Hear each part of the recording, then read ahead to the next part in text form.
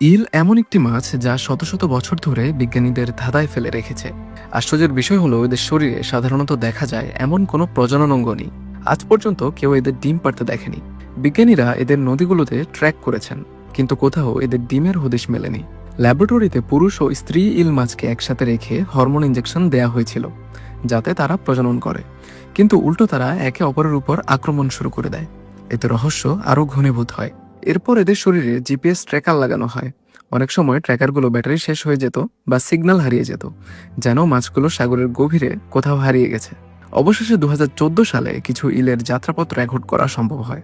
দেখা যায় তারা হাজার হাজার কিলোমিটার সাঁতরে সরাসরি বারমুডা ট্রায়াঙ্গেলের কাছে অবস্থিত রহস্যময় সারগাসো সিতে গিয়ে পৌঁছায়। আশ্চর্যজনকভাবে দেখা যায় যে সারা বিশ্বের ইল মাছ এই নির্দিষ্ট সামুদ্রিক এলাকায় গিয়ে জড়ো হয়।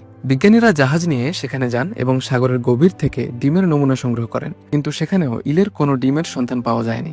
বর্তমানে নতুন গবেষণা ইঙ্গিত দিচ্ছে যে ইল মাছ তাদের জীবনের শেষ যাত্রায় সমুদ্রের অতল গভীরে গিয়ে প্রজনন করে এবং সম্ভবত এর পরপরই তারা মারা যায়।